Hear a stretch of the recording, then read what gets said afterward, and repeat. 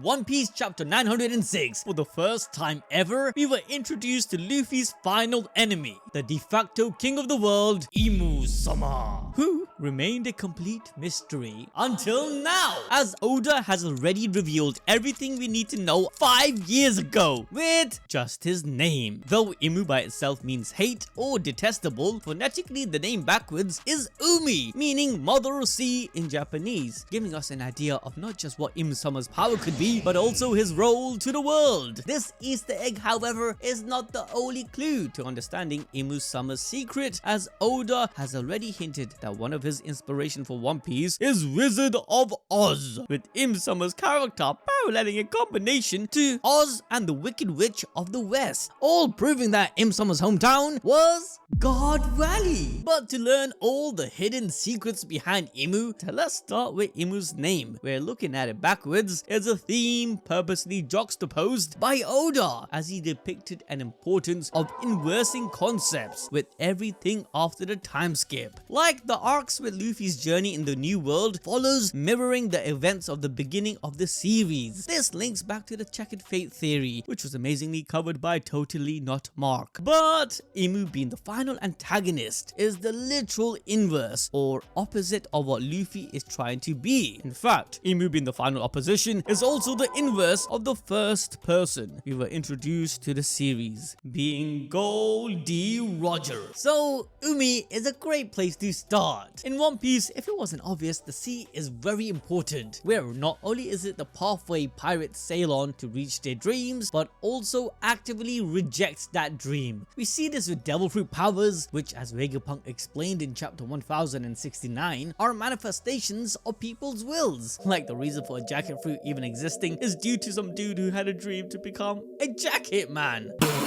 However, if you have eaten a fruit and are in contact with the essence of the sea, you are actively drained of your energy. Now, keep this in mind, it doesn't get rid of your powers, it just weakens you. We saw this during Arlong Park, where Luffy, although submerged in seawater, could still stretch. Now, just like the sea plays a part in weakening devil fruit users, Imu also has been fulfilling this role of weakening the entire world since the Void Century. For example, the first time we see Imu, they are literally talking about erasing pirates who had the will to change the world, like Luffy or Blackbeard. This was represented by their bounty poster being shredded in pieces. However, the key focal point wasn't on them, it was on Shirahoshi, whose picture was nailed down with Imu's sword. This is because Shirahoshi is an ancient weapon, a power that threatens Imu, whilst Luffy and the other pirates only possess the will or a dream. And as we all know, you can't stop people from dreaming, but you can take away their power or means to execute their dream. Likewise, for the last 800 years, the reason for Imu keeping his title as king of the world is through this tactic of taking away power, so strong wills have no path to manifest. This could also be the reasoning behind the erasure of Gorosei kingdom, because a power in the form of the 8-Nation Revolution had started to come together, which the revolutionaries could have used to enact their own will upon the world. However, after seeing Gorosei getting one-shotted, the other 7 nations would have had to rethink their next move, weakening the influence the revolutionary army had. The ability to identify threats and respond is one of the key reasons for Imu's domination all this time. But there are also 5 figures who play an important role in boosting Imu's power. The Gorosei, or the 5 Elder Star, are the only few people in the present who had known about the one true king. Through them and their absolute obedience, we can learn a lot about Imu's secret, because the Gorosei doesn't just mean the 5 stars, but could also mean 5 elder planets, as in kanji, Hoshi can mean both. There being 5 of them refers to how in our own world until 1610 we believed there to be only 5 planets: Mercury, Venus, Mars, Jupiter and Saturn. Back in these times, people also believed in the geocentric model of the solar system, where the planets and the sun revolved around the earth. We can actually see see a model similar to this during the Ohara flashback. But after inventing the telescope, we discovered 3 more planets in Uranus, Neptune and Pluto. These 3 planets are obviously referring to the 3 ancient weapons of Uranus, Poseidon and Pluton, which by the way all are derived from the names of the Roman deities. In fact, from chapter 1072 we learned that the Gorosei have the names of these so-called deities, where Saint J. Garcia is given the epithet of Saturn, which refers to Kronos or the god of time. Similarly, in our own world, the earth itself is named after Gaia, or the goddess of Mother Nature. Funnily enough, Mother Nature is name dropped as a real being in the One Piece as the sea itself in chapter 1069, with Imu being sea backwards. They represent the earth, which the 5 elder planets or Gorosei revolve around. In fact, the ancient earth itself was purely covered by the sea. Furthermore, if the sea rejects fruit users due to them being the incarnation of devils, then Imu, being the inverse of the sea, could be this devil who the sea hates. This inversion of titles is also seen with the world government, where the founders were called devils 800 years ago, whilst Joyboy and the ancient kingdom were seen as gods. However, after the Great War, this changed to the celestial dragons becoming the so-called gods, and the people with the D known as the devils. Those of you who have the notification bell on should find this sounding familiar, as you should all know that Imu loves devil fruits and betrayed Joyboy to keep all this power to themselves. But now, let's piece it all together. 800 years ago, Joyboy along with Poseidon were considered sovereigns of their time. Everyone looked up to him as the warrior of liberation, as he went around the world freeing and spreading joy with his imagination and Nika powers. During this time, there were many kingdoms all made up of different races with their own goals, but the ancient kingdom stood as the middle ground and authority to prevent injustice and disharmony.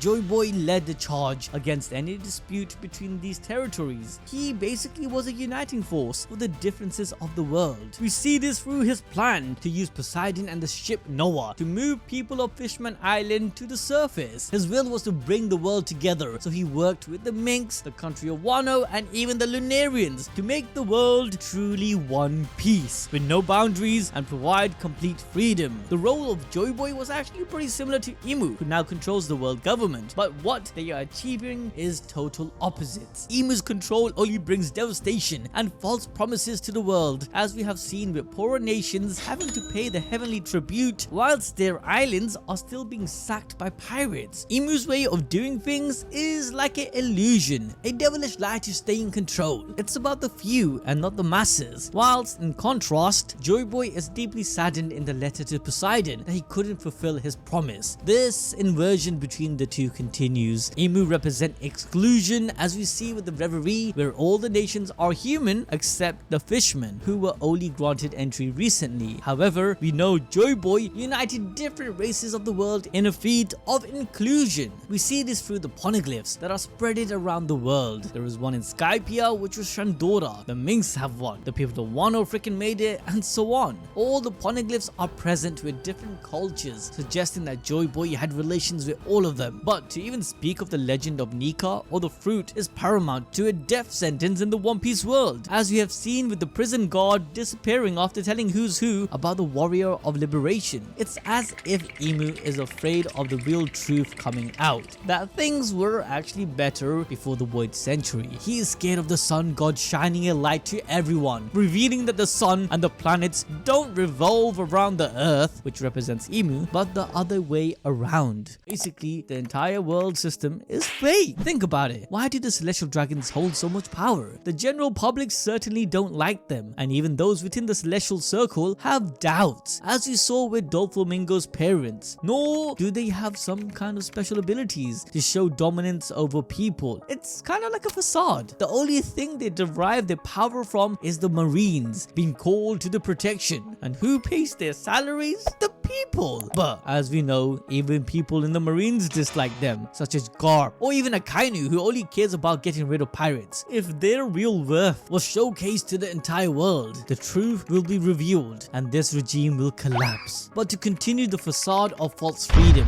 of deluding the people that they actually are unified in making decisions, Imu lived for 800 years due to the immortality surgery. But now he has to create new lies and erase the truth from history by literally wiping it from existence, as we saw through their control of Uranus, which can one-shot entire islands from the map. But even with all this power, ultimately it's not real. Even with a ridiculous OP god fruit compared to Luffy's Nika fruit with the idea of imagination, free speech and total freedom, oppression is always a limitation as it's held up by straws of lies. In fact, every nation Luffy liberated followed the same theme, where we saw a tyrant with a power that cannot be bested, but Luffy came, exposed the lies, and then defeated the Dajjal. For example, we had Crocodile, who was a liar, convincing the masses of Alabasta that the king was stealing all the rain. Doffy was also one of the biggest deceivers, as he fooled an entire kingdom, usurping the pacifist king. Then we had Wano, where the country was forced to forget about their legendary past and how good Odin was to his people, whilst Orochi, the new shogun at that time, was the most disgusting liar we had seen yet. But Imu, yeah, they take the whole cake, as this liar has been fooling the world for 900 years. And the role Imu plays as the big deceiver links us back to our next Easter egg, the Wizard of Oz. What? Oda has a few inspirations from this story, like the Emerald City mentioned by Bellamy in Jaya, even the adventures of the Straw Hats being similar to how Dorothy goes about finding her way back to Kansas. She meets friends along the way who also have dreams of their own, like the Tin Man wanting a heart, and the Lion who wanted to be brave. Now, there are also many other similarities, but we didn't just pull this Easter egg out of our hats. Rather, Oda himself confirmed it. When he was questioned whether the One Piece is something abstract, Oda instantly rejected that idea, stating he hated the ending of Wizard of Oz, where they went on an adventure and they couldn't get a physical treasure. But in the end, it was all about the friends and bonds they made. Oda felt the character stories were amazing, yet he wasn't fulfilled with their ending. They deserved better. But the important thing to note is that why did Oda even mention Wizard of Oz out of every single inspiration he had? Well, that's because the ending and final antagonist to One Piece is linked back to the Wicked Witch of the West and Oz himself. Think about it. Emerald City is represented by Mary Joa and God Valley, which was erased from the world 38 years ago. Look at the silhouette we see of God Valley and Emerald City from the Wizard of Oz. They look so similar. We know in the One Piece world, celestial dragons are seen as gods, and Roxy Zebek is said to have captured them in God Valley after proclaiming that he will become the king of the world, like Imu.